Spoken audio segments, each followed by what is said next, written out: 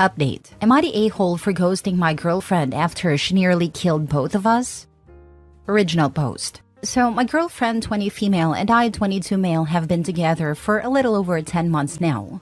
We haven't had any heated arguments or fights, except for the fact that she keeps tickling me randomly, despite the fact that I've already told her to never do it again because I can act strangely to it, something from my childhood which I won't delve into. Now, to get to the current situation. This week I've had my car returned from a paint job and some major look changes. And I was really satisfied with the results. So I took a day off from work and took my girlfriend on a short trip outside the city. We drove to a lake, ate some food and relaxed for a couple of hours until it got pretty dark and we decided to head back home to get some sleep, as I had to go to work the next day and she had an exam. On the way home, I started talking about how happy I felt with how the paint job turned out, and out of nowhere, she starts tickling me. I pushed her hand away and told her to stop. Then she reached for my ribs with both hands and got me swerving off the road. Thankfully, nobody was hurt, although my car got some deep scratches, but that doesn't even matter anymore, as I already slowed down after her first attempt to tickle me. I'll admit that I told her, "What the heck is wrong with you?" as soon as we stepped out of the car, and she started crying, but I couldn't care less as I felt as if my veins were about to pop. When we got home, I told her to pack her things and go to her best friend. But she threw a tantrum and begged me to forgive her for a little mistake. I didn't say a word. I simply stared in disgust and pointed to her luggage. After her friend picked her up, I tried to go to sleep but my mind was racing, so I barely got any rest. This happened on Tuesday, and she's been blowing up my phone ever since, but I haven't answered any calls or texts and just blocked her. This led to her friend coming to my house and telling me to at least hear my girlfriend out. But I've told her to F off and leave me alone, which made her tell me that I'm more in love with the car than my girlfriend. So am I the a-hole in this situation? Should I talk to my girlfriend? I already feel like I can't trust her after what happened and that our relationship can't be fixed. Now for the top comments before reading the update. I would say you're more in love with being alive than being with your girlfriend. Not the a-hole, it's 10 months, not 10 years. My teenage kid and I leg punch or elbow rib each other all the time. Except of course when I drive. There was no need to explain that to even him. Not the a-hole. My family has a rule. The moment someone says no or stop, you stop. We also don't hit, yell, or curse at each other. Physical boundaries should always be respected. I had to learn that the hard way. Hopefully my children won't. This really should be everybody's rule. No always means no. Not the a-hole. She's a freaking idiot. It wasn't just a little mistake. You don't mess with someone while they're driving, period. You've also told her time and time again not to tickle you, and she refuses to respect that boundary, to the point of putting you and everyone on the road around you in danger. She can buzz right off in my opinion. Who starts randomly tickling a driver? This is insane. I did this to my father when I was bored on a long road trip when I was about 5 years old. He pulled over and gave me a very stern lecture on how you never mess with someone driving a vehicle, how dangerous it is, etc. I was super ashamed and learned a valuable lesson that day. This girl is 20 and doesn't get it? What a moron! There was a case years ago in New Jersey, I think. A few young people, college age, driving home from the beach.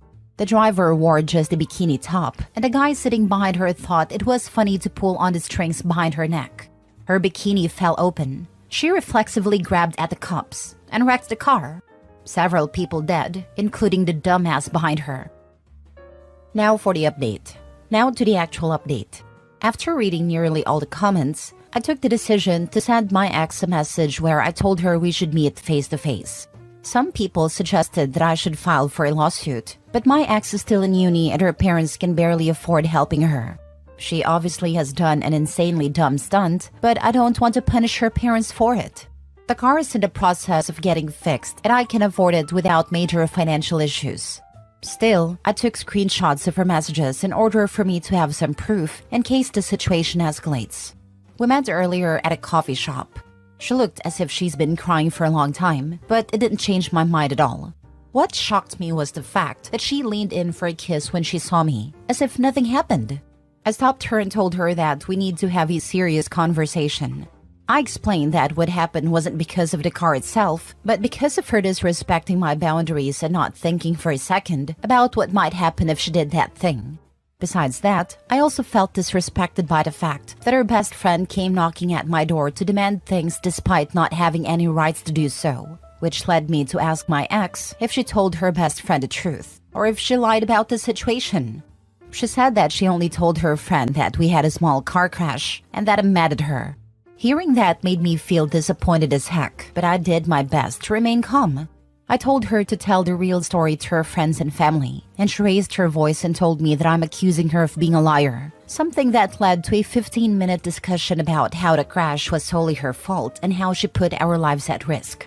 I asked her if everything's clear to her about our situation, and her response was, "Yep, 100%. Can we go home now?" That honestly shocked me. I told her that there's no way we can be back together, and I suggested she should be more careful and considerate with her future partner. Her reaction was all tears, shaking, begging me to reconsider my decision, but I just can't look at her the same. I explained again that for me, it wasn't a small mistake she made. It was a full-on stupid decision that shouldn't be done by an adult, as it could have resulted in something deadly. She just thinks I'm exaggerating, and this back-and-forth argument led to her asking if there's someone else in my life and I'm just using the accident as an excuse. I denied and told her that she's too selfish to even realize that she broke my trust and disrespects me by saying this crap.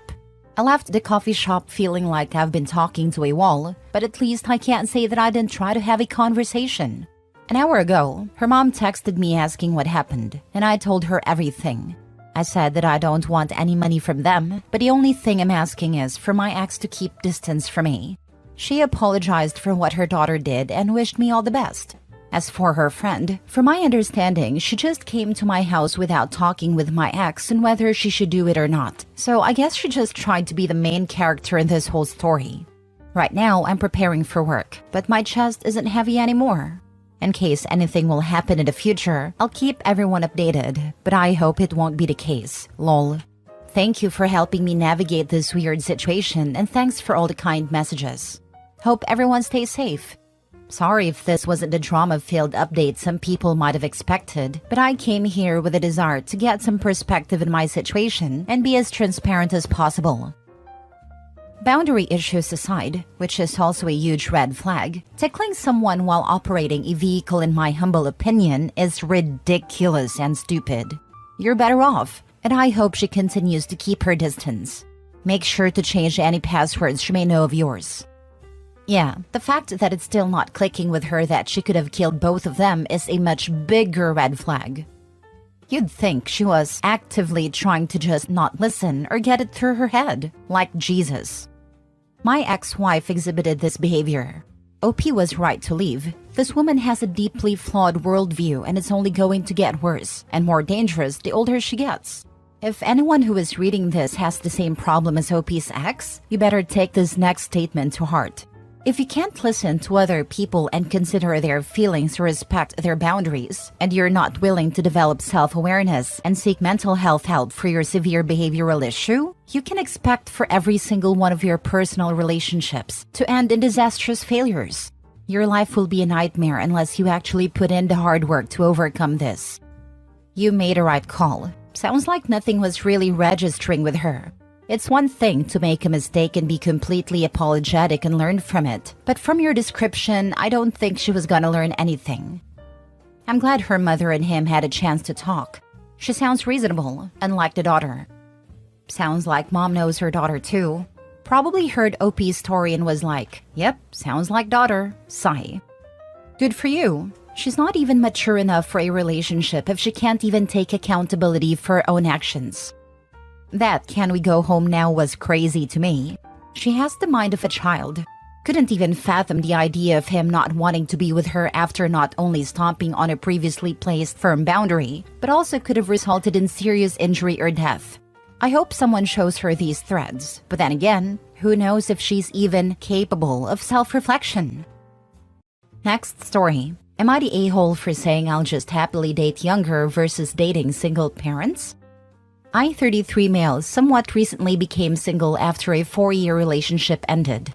Since then, I haven't been too aggressive about getting back out there.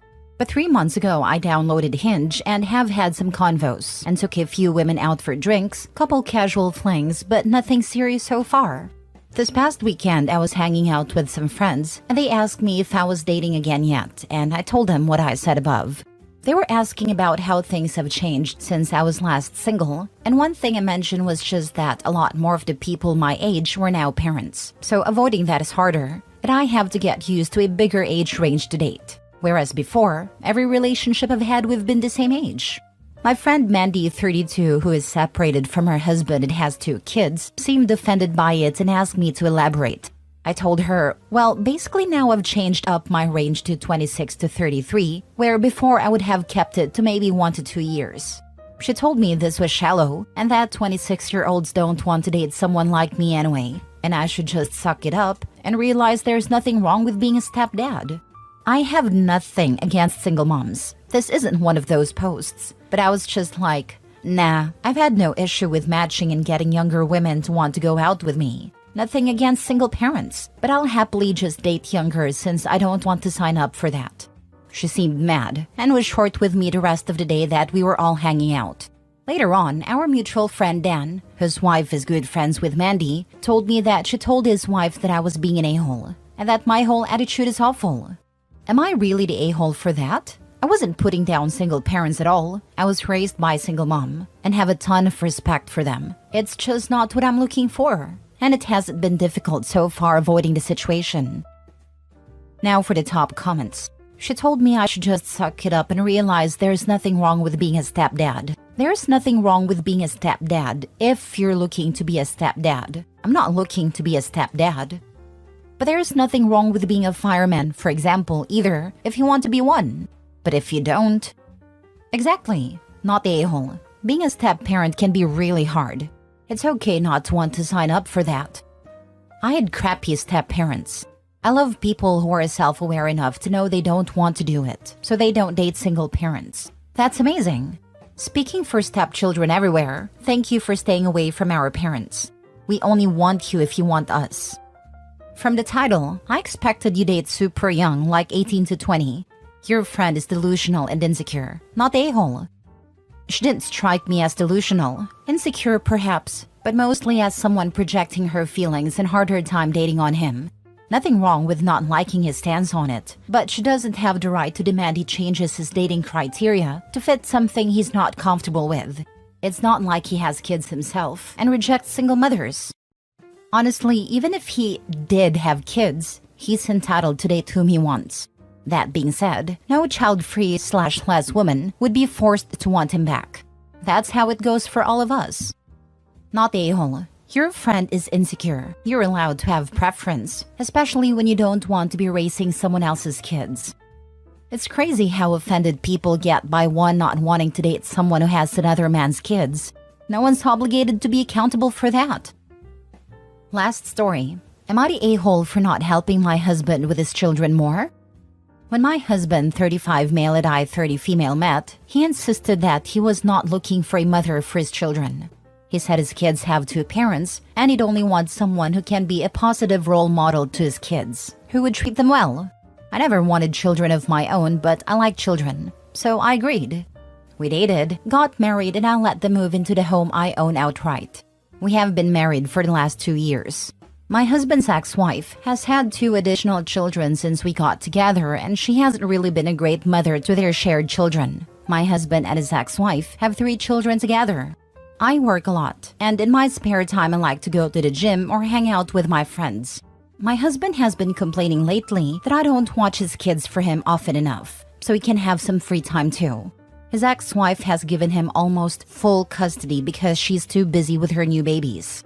He also wants me to start cooking for the kids and not just myself, and doing their laundry, driving them to school, etc. This is all kind of coming out of left field for me. I'm not allowed to discipline the kids at all, and he made it clear when we got together that I was not to be a mother figure in any way. I already let them live in my house for free, saving my husband roughly $24,000 a year that he was paying in rent before. So not only does he want me to provide financially, but also do the sucky parts of parenting. With no reward? We have a strong prenup, and I'm honestly considering using that. Well, if he's saving money by living with you, he could hire a babysitter to help him. He probably could if he was better with his finances. He doesn't make a lot of money and is kind of bad with the money that he does have. It's not his best quality. What were the good qualities he brought to the relationship? Are any of those still present in him, or has he completely turned into a whining mooch? He is the fun dad, so he was probably the fun boyfriend. Date, road trips, gifts, even tasks like cooking. They were probably cooking fun and romantic meals together. They get married and things get real. He'd always sent his kids back to wife with dirty clothes, but I'd have to go to the laundromat. X now whines, you have a house and appliances, you do it. He always took the kids for pizza and McDonald's. Now X comments, you have a kitchen. He doesn't want to buy toothpaste and toilet paper. He doesn't want to make peanut butter sandwiches. He wants to be fun. Color me shocked he has an ex-wife. Used to prenup. His ex has her do-over kids, and now he wants you to pick up her slack. Let him figure everything out on his own. He probably already has another victim on the back burner he can go and cry to. He seems the type to do whatever he needs to avoid what he doesn't want to do. My guess is she's someone who works with and is in her early 20s. That was my thought exactly. He will be looking for some strange because wifey's so mean to him. Not the a-hole. Remind him that he told you he wasn't looking for another mother for his children, and you have no interest in being their maid. He can use some of the $24K he is saving to pay for childcare if he wants some free time, or he can leave. Those are his only options here. If he keeps making digs and trying to force you to sacrifice your time off so he can have some for free, then remove the first option and just tell him to leave. But have this conversation away from home or when the kids are gone. They don't need to hear it. They've been through enough. Yeah, I feel bad for those kids. They seem to have a mediocre father and an absentee mother. Poor kids. Am I the a-hole for not giving my sister her wedding dress because she didn't invite my underage son? Plus updates. I, 40 male, have a sister, 30 female, who is getting married in a week. The groom proposed to her a year ago at a family dinner that left everyone speechless, but very happy for them as they are longtime companions. During this dinner, my sister asked my son, 17 male, to make her wedding dress. My son has always loved design and fashion. He took technical courses in these areas and sewing, and even his friends keep asking for his clothes because they are so beautiful. He agreed but said that he needed time and that he would need her opinion constantly. At first, my sister was very annoying. My son drew about 50 dress designs in a month, and she only liked one, which he continued with. He sewed it with great quality fabric, which I paid for as I wanted to get involved in a certain way. For 5 months, he made several adjustments to suit her wishes, and she always complained about something. After a while, he arrived at a final model, and it was just amazing. My mother cried seeing my sister in the dress, and I confessed that I almost got emotional too. The problem was that, last week, my son came to talk to me about the wedding invitation that had not arrived for him, but for other family members. I thought maybe he didn't need one, but it still felt weird, so I messaged my sister raising this issue, and she replied that she didn't want any underage people at her wedding because there would be alcohol. I asked if she was going to make an exception for my son, but she cut me off and said no. There are no children in our family. My son is the only minor, so I didn't see any sense in this rule for family members. To make matters worse, my son was very sad and cried because he spent months on this dress, but couldn't go to the wedding. I was very upset and told my sister that she should look for another dress as soon as possible as she would no longer wear the one my son made. She called and yelled at me, saying I was being unreasonable and that I couldn't do this. My mother calling me saying I should deliver the dress and follow the rules, but I didn't and hung up on her. Because of this, the family's divided. Many agree with me and condemn my sister's actions, saying she could only make an exception. But another part says I'm unreasonable, that I'm spoiling her big day. I don't think I'm being wrong, but just rational and paying her back in kind. So am I the a-hole? Now for the top comments before reading the updates. Not the a-hole. He should go and wear the dress. Would definitely be unexpected. So your sister can't have children at her wedding, but use your son as child labor to make her wedding dress? She's the a-hole. He's responsible enough to make a wedding dress, but heaven forbid he should be around alcohol. Who knows what would happen? Well, if he's not invited, he doesn't need to give a gift. She should pay for the dress. And if she doesn't, you're not a-hole. And it should be the full retail cost for a similar dress. Oh, I'd rather put a price tag on that thing. That equates to how much she hurts her nephew. Like $10K. If she doesn't like the price, she can find a different dress in a week. Now for the first update. First, I would like to thank all the comments and suggestions. I really didn't expect my post to resonate so much. I talked to my son about the suggestions you guys gave me and he agreed to sell the dress at a market price. He calculated the price of everything and the value was quite high. We sent the proposal to my sister and she hated it. She said she couldn't afford it because it was too expensive and it should be a gift because she is family.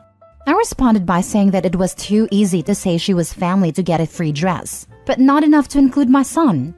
She cried on a call and begged me to not ruin her day, but I didn't call because that to me was BS. At no point did she offer to just let my son go, nor apologize for it. And for anyone who said that maybe she's homophobic, I'm not sure. But I think you could be influencing her as her fiancé who is a Christian, and has never been close to my son. However, I don't care if he's doing it or not. If she wants to exclude my son from this event, then she will also be cutting ties with me.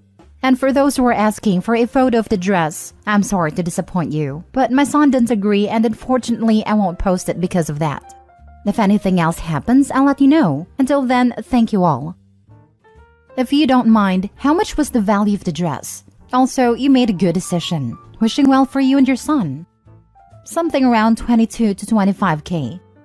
I think you miscalculated. You forgot the 20% tax because you're taxed for being an a-hole.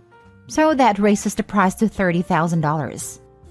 Please, please, please tell me you have security cameras on your house. She may become unhinged enough to try to steal the dress from your house. Maybe find a secure location to store it until after the wedding. I'll do that. Wow, if she had the audacity to steal the dress, you could file a police report with pictures of the dress and tell the police the exact day she would be wearing it. That would be some present to her to have the police show up and arrest her for wearing a stolen dress and then be perp walked off to jail. That YouTube video would get millions of views. Lol. The family would be in an uproar, but you can point out to them that nobody threatened her and said, "Go steal that dress." Best to just text her and tell her it was sold for $25,000 and your son was invited to the wedding. I read both your original and updated post. My first thought about her excluding only him is because she doesn't want him to get attention/compliments about him making the dress and how talented he is, because that would take away from her day. I love how you've handled this. You showed your son how to stand up for himself and let him know how important he is to you by standing up for him. I hope it all works out. This is what I thought. If the designer/maker is there, loads of people will compliment him. And she sounds snob enough to be jealous of a 17-year-old boy. Now for the second update. Sorry for the delay. It's been a busy week. My family member skipped my sister's wedding and decided to have a party at a cousin's house instead of attending the wedding. My sister is obviously very upset and has cut us all off her social media. She got another dress to get married, but everyone thought it was cheap compared to what she was going to wear. And I would also like to inform you that someone already bought the dress that my son made. It was a good price, and that will help him cover his college costs. There's not much to say, but I'd just like to make this final point to let you guys know. Tale us all this time, when it comes to free favors and selfish demands, it's all about family comes first. When it comes to someone else's feelings, it becomes it's my wedding day and lifelong dream. Me, me, me. Exactly. If my mother pulled the "but family" thing to me, I'd be, yes, exactly. My son is my family and my priority. It is my sister who has forgotten family. Also, the other response would be, since when are people obligated to give gifts at weddings, of which they have not been invited to and have been specifically banned from attending? I'm glad Dad stuck to his guns. She violated 3 major etiquette rules. And as far as I'm concerned, it's a 3-strike situation. 1. You don't expect wedding gifts from people not invited to your wedding. 2. You don't expect minor children to give you a gift worth tens of thousands of dollars. And 3. If a family member does a major favor that helps make your wedding, like photography, cake, flowers, etc., they get an automatic invite and are publicly thanked in the wedding speeches at bare minimum. because they deserve recognition and respect for their hard work and skill. Imagine how simple this could have ended. Kid is invited and thanked with one sentence in wedding. Everybody's happy. No money, no issue, nothing. Opie's sister seriously expected to get her wedding dress for free and get away with not inviting her nephew who did a whole dress. This entire situation could have been avoided if she just invited Opie's son. It's wild. I don't understand how she would think she could do that. Just invite the lad. He's essentially gifted her $20,000+, which is likely the most expensive gift she'll get. Next story. Am I the a-hole for uninviting my mother-in-law for my wedding after she tried to sabotage my wedding dress? My future mother-in-law has never been a fan of me, 26 female, for the entire duration of mine and my fiancé's 29 male relationship. I'm honestly not sure why it is that she's always disliked me and been cold to me. But after multiple attempts over the years to build some type of relationship with her, in the 4 years we've been together, nothing has worked. She couldn't care about me, up until the wedding planning started a few months ago. My fiancé and I are paying for majority of the wedding ourselves, while my dad and stepmom are financially contributing as well. Mother-in-law and father-in-law have not contributed at all, but mother-in-law's giving her opinion on things as if she's footing the bill. You should make the themes this color. Make sure you have this dish on the menu to be served. Don't do an open bar. You don't want people being too rowdy. Make sure me, my sister, and cousin are sitting front row at the wedding ceremony, etc., etc. My fiancé and I are absolutely sick of this. Every time she tries to give an opinion, we politely shut it down and tell her we have it under control, but she just never gets the hint. But before she became such a nightmare, I regretfully invited her to come dress shopping, because I didn't want her to feel left out. Well, a few weeks ago, we went dress shopping. My mom and close friends came too, and I found my dream wedding dress. I have a curvy hourglass figure, and I found a dress that shows off my figure perfectly and makes me feel gorgeous. The dress is kind of revealing, low cuts on the chest and mermaid style, but it's nothing I'd be ashamed of my family and friends seeing me in. My mother-in-law, on the other hand, have hated the dress I chose. She made sure to express that to me multiple times. She even went as far as to say, "This is a wedding, not a strip club. I don't like it." Well, I bought the dress anyway since I'm the one paying for it after all. Then last night, while my fiancé and I are cleaning up after dinner, I received a call from the shop I ordered my dress from. They were calling me concerned because apparently a lady, my mother-in-law, called them pretending to be me and wanted to switch the dress I chose to a more appropriate dress. The sales associate realized that it wasn't my phone number that called to make the change and called me immediately to confirm before they changed the order. I was livid. My fiancé heard the entire conversation and was livid as well. He called his mom to confront her, and she fessed up after denying it a few times. I told her if she's so bothered by my dress, consider herself uninvited from the wedding, and hung up on her. Safe to say, she is not happy. She's been calling both my husband and I nonstop, trying to defend herself, but I've had enough. I feel bad for my fiancé though, because he won't get to have his planned dance with her. Did I take it too far? Am I the a-hole? Not the a-hole. Nope, nope, nope. If she's doing this before the wedding, what will she do at the wedding? My money is on she wears white to the ceremony, but I may be a bit jaded after hanging around r/just no mother-in-law. Also, not the a-hole.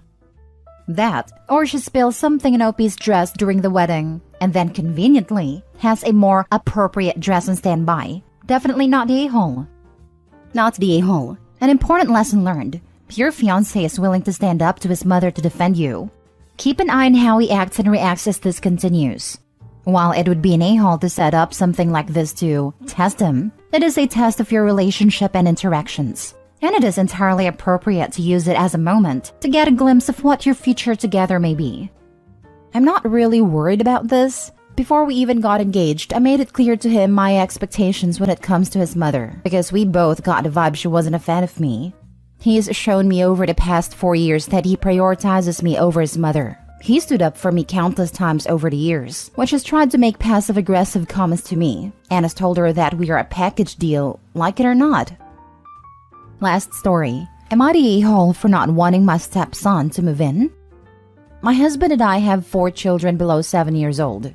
My husband has an older son, 15, with his ex, and is also dad to her older son, 20.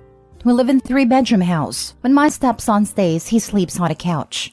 Despite him not really living with us, my husband is still active in his life and spends lots of time with him. My stepson's mom has 3 younger kids with her ex-husband and recently got a new boyfriend. She lives in a 2-bedroom apartment with stepson getting a room, the younger 3 sharing, and her using living room as a bedroom. Her taste in men is awful, and her newest boyfriend is no different. My stepson has awful things to say about him. Despite this, and despite the fact she's only been dating him for around 10 months, though she's known him longer, she's moving in with him in a week. He is somewhat well off and lives in an empty 4-bedroom house, as his kids are all adults. There's a clear benefit for the kids to have a bigger space and a yard, but obviously a much bigger danger in moving your kids in with a man you haven't been dating for long. My husband has tried to urge her out of making this choice, but she seems set on it. She has major mental health issues and doesn't receive any child support from her ex-husband, so I understand to an extent why she needs to rely on a new boyfriend so heavily. A month ago, my stepson got into an argument with his mom and stayed with us for a few nights, before going to his great-grandpa's, who he has stayed with since. He has said that he will never move into the boyfriend's house. Then last week, he asked his dad if he could move in with us, and we told him we'd discuss it. I don't like the idea for a few reasons. The main one is space, as we don't have a lot of it. He would either have to share with one of his much younger brothers, or we'd have to give him his own room and cram 4 kids in together. Another reason is that my stepson isn't exactly the easiest teenager, and has already proven to be a bad influence on my younger kids. And he has a bad temper. I told my husband this, and although he wasn't happy and tried to change my mind, he did go back to his son and tell him that it couldn't happen right now. If there weren't other options for him, my answer would be different. His grandpa's had spare room, and has already said he can stay for as long as he wants. My husband and I are also looking to look at other rental options, with 4 bedrooms for us to possibly move in the near future. We had dinner with stepson a few nights ago, and explained the reasoning and told him he was still welcome whenever he wants. He doesn't seem too upset, and is comfortable at his grandpa's. However, his older brother has apparently found out about the situation. He's in the military in another state, and has called my husband up to call him a POS, and evidently blamed the whole situation on me. Are we being a-holes? Is it not better to be in a home where he has his own space, and is still close by both parents? Everyone sucks here. You, his dad, his mom, the boyfriend, everybody. Everybody created new families and seems to expect the teenager to fend for himself. He's in a bad situation with his equally crappy mom. As a father, your husband needs to man up and step in as a parent to ensure that he doesn't fall through the cracks. The tone of your post reads that you don't care about anyone other than the kids you created. If the young man has issues, who could blame him? The adults in his life are failing him. Absolutely. It's heartbreaking that both his parents and stepmother have completely failed him. I have a feeling the supposed search for a 4-bedroom house will never happen, and I doubt OP's seriously trying to fix the issue here. Especially since if they truly were trying to find a new place, then why mention all the other reasons she does not want the stepson living with them? I call BS. Everyone sucks here, except the stepson and a grandparent. Thank goodness for those grandparents. Wow, are you the a-hole? Honestly, given everything you just wrote, why is your stepson not already living with you? He and his half-siblings are crammed into a smaller space, with a mother with serious mental health issues, terrible taste in men, and financial woes. And you guys let him sleep on your couch sometimes?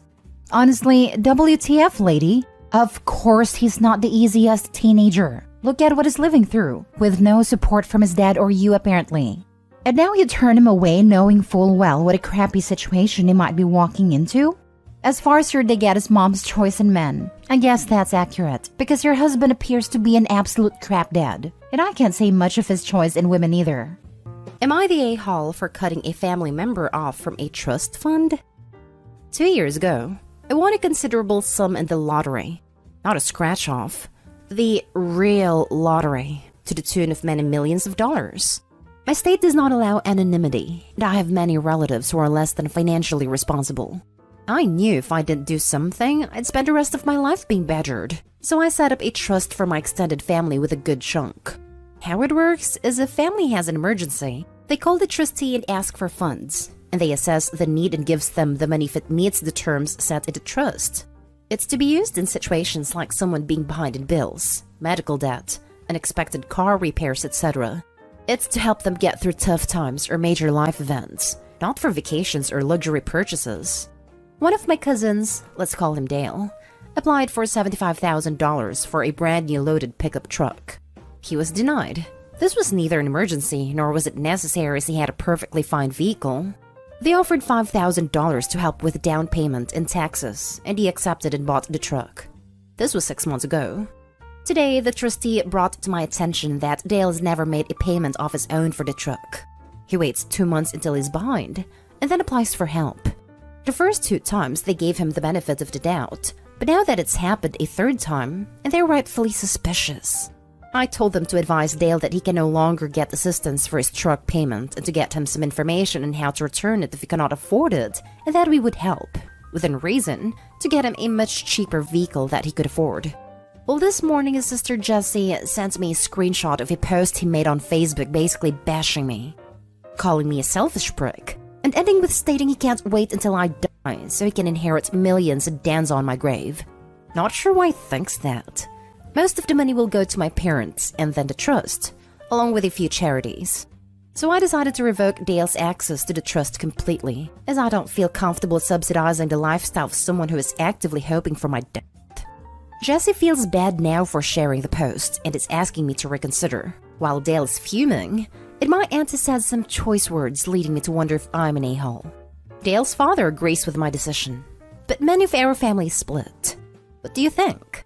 Edit. I know it's hard to understand why I even set up the trust to begin with, but I grew up an only child, so I've been extremely close with my cousins and consider their children my nieces/nephews, and them to be the closest thing I've had to brothers and sisters. So I don't want to see them struggle in life if I know I can prevent it without setting myself on fire. But I also am not the most objective person when it comes to them, so I created a trust and appointed a trustee to make the hard level-headed decisions. Dale is the first one to even attempt to take advantage, as the others have only requested funds during the pandemic to help with the necessities like mortgage payments and food. And so far, 2 of my nieces were given some money to help with school. The fact that he tried scamming and taking advantage of something meant to help the whole family hurts worse than the Facebook post, honestly. Now for the top comments. Not a-hole. My suggestions? 1. Revoke Dale's access to the trust. If you want to give him a chance to mend his ways, make it for 5 years conditioned on Dale improving as a human being. 2. Tell all the family of your decision. Remind them that it's your money, nobody's entitled to it. That the trust was set up as you care about your family's well-being. But it's not so that any one member abuses it, as it's not fair for all the others. 3. If you want, clarify the information about the will as well, and that the trust will not suddenly see a big infusion of cash upon your death. 4.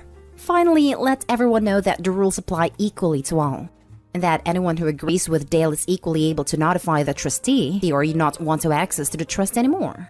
P.S. You were very generous and smart in setting up the trust. Keep trusting, pun intended, your instincts. Do the rest of the family not realize that Dale misusing the trust means there's less for them when they really need it? Tell Auntie if Dale takes everything he wants, someday she won't get something she needs. They probably think it's such an unfathomable amount of money that it can never be spent down to zero. And that everybody is why so many lottery winners go broke. Opie has the right idea. Open access would deplete the winnings in no time. Not a-hole. Opie must really love his extended family members or close to them. Because if I won the lottery, chilly, my no game is strong.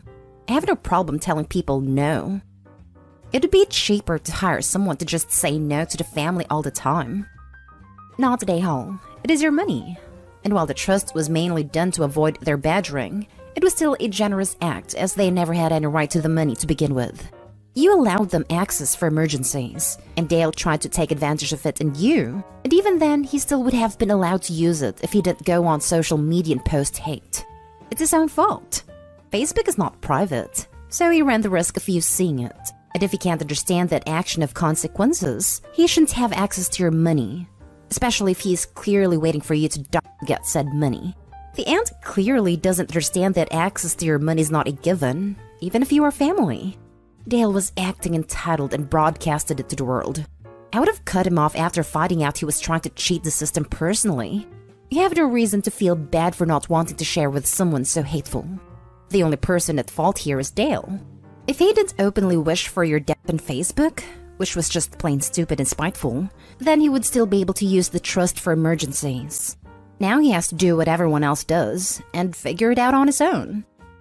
Dale wishes for someone's death to take their cash and dance on their grave. Gets cut out of will/trust. Also Dale, shocked Pikachu face. Dude got what he deserved being greedy. Him taking cash like that takes cash away from the trust as a whole. The other relatives should be annoyed. To be fair, they're not upset that he was told no about the truck. They do think that was appropriate. It's the removing him as a beneficiary completely that some people think may be too harsh, because it means if he ever does have a legitimate emergency situation, he won't have the same family fund to fall back on. Now for the next story. Am I the a-hole for not leaving some of my gaming consoles behind when I moved out? I, 18 male, moved out of my parents' house 6 weeks ago. We had a bad relationship for the last 3 years, and I couldn't handle living there. So I decided to stay with my best friend's parents. My relationship with my parents started to suffer when I was 12, and they became foster parents. Life changed pretty hard. They started taking in kids with all kinds of complex needs, and it led to them taking a sibling set when I was 13. And I had to give up my bedroom and move into my dad's old office, which was a box, so the boys and girls could have rooms big enough to share. We then moved to a bigger house so they could foster more kids, but I still ended up in the box room. Then we fought about me having a job and not treating my step-siblings now that I had money of my own. From there, we pretty much fought about everything. They told me I was selfish and ungrateful, and I had so much, the least I could do was try to be a good big brother and embrace the fact they wanted to help kids. I just resented ending up in a box room and being expected to spend money on these kids. It felt like being shoved into a tiny room should have been enough sacrifice, but no. What pissed them off was how little I wanted to take part in the day-to-day stuff, like therapies, doctor's appointments, taking them to and from school, etc. Once my parents moved into the bigger house, money was super tight and they are still struggling with that now. When I moved out, I took my video game consoles, the ones I paid for. There's my PS1, PS2, PS5, Switch, and a GameCube, and my parents were pissed. They asked me to leave some of the stuff there for their foster kids, but I said no. That I had bought them and I wanted to keep them. They called me selfish again, and said the kids deserved more of those happy things with hard lives they've had. So I told them they should buy them for them then, but I'm keeping my property. They called me an a-hole and told me they were ashamed of my attitude. Am I the a-hole? Not an a-hole. They want you to parent kids that are not even theirs. Just foster. It's great that they're helping those kids, but they sacrificed their own child to help others. They shouldn't take on more than they can handle financially. I honestly don't think people should be allowed to foster if they have underage children of their own. I don't think there's anything wrong with it if they do it correctly. There are many families that take good care of their kids and foster kids. Not an a-hole. It's your property and you can do whatever you want with it. On a more serious note, please consider counseling to deal with how your parents treated you. It sounds like you have some understandable anger. Don't let it poison the rest of your life. This. Let's hate consume me when I was younger from issue that happened when I was a child, and it ate me away until someone finally convinced me to seek help. Not an a-hole. Sorry about this decision by your parents. A broken system allows family to overstretch their limits due to the huge need for foster care. What led your parents to suddenly take in so many kids all at once? Fostering is a family decision, with specific counseling for the natural-born or previously adopted children. It helps avoid the feelings you have, which are often present even if you get to keep your room, let alone get shoved entirely to the side. Good luck building up your life going forward. They had always wanted more kids, but my mom couldn't have more after me. I think they thought me being older would make it easier, because there would be less jealousy / less need to be so hands-on with me. Like I could feed myself, get myself up, dressed, shower, homework, all that stuff. So they had time for foster kids therapies. Next story. Am I the a-hole for insisting I get the phone back despite policy? My kids attend a year-round school and started back up for the new term 2 weeks ago.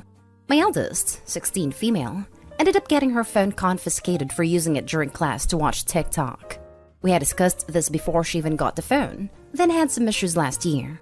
As a last resort, I told her if that happened again, the phone would become mine, and she'd get an old flip phone that was my husband's, with no internet until she could prove trust. The school policies had changed this term from a phone would be confiscated until a parent could come get it, to a phone would be kept for 2 weeks as a first offense, 3 for second, so on and so forth. I wasn't okay with this, as I don't trust the school to not lose it. I know they've lost/broken other students' phones. Plus, I don't want them having access to my daughter's private information. I went to the school and requested it back, saying I wouldn't give it to my daughter, but I paid for it. Secretary gave me this bill, and I didn't blame her, but asked to speak with the vice principal. He comes out and repeats them. I said, okay, but I'm the parent. I paid for it, and I never signed anything giving you permission to hold it. They were refusing, so I said I'd sit in the office until it was given back. I did so, and waited for close to hours. Finally, the principal came out and said I needed to leave. I said if I left, I'd be back with a police escort. At that point, the phone was returned to me. My husband says I Karen'd my way out of it. But to me, it's not their property to take. Am I the a-hole? Now for the comments. Not the a-hole. The school's policy is stupid. Your daughter was in the wrong. But many high school students need their cell phones for communication, like younger siblings, jobs, and medical appointments. Some kids stay home alone in houses with no landlines or drive, making having a phone a safety issue. While the school is within their rights to discipline your kid during school hours, they need to get their head out of their A and realize that there are bigger issues at play. Edit. Even stronger not a-hole in light of the fact that the school lost or broke phones. I hope they're paying the parents $800 every time that happened. I'm pretty sure it's illegal to keep someone else's property, especially for weeks. Not a-hole. Since when can schools just take private property with confidential information on it for weeks at a time? Especially knowing how often things get lost when they are confiscated. How often do you see articles of teachers/principals confiscating electronics and then selling them on eBay? I've definitely seen those stories. No thanks. They were definitely hoping you'd just get bored and leave. They have no grounds for keeping things like this. I knew it when you threatened to get the police involved. I've read at least one news story of someone who worked at a school stealing/spreading nudes off a student's phone. No, kids shouldn't have those, but teenagers are gonna be teenagers. And I was sharing underwear and swimsuit pictures to friends/boys when I was 16. And that's a case where they were caught and punished for it. Edited to add, a phone does not necessarily need to be unlocked to access photos if an ill-meaning staff member has a charger cord to hook it up to the computer, and they know how to browse to the computer's file explorer as if the phone were a connected flash drive. Teacher here. Not a-hole. What kind of whack job school is this?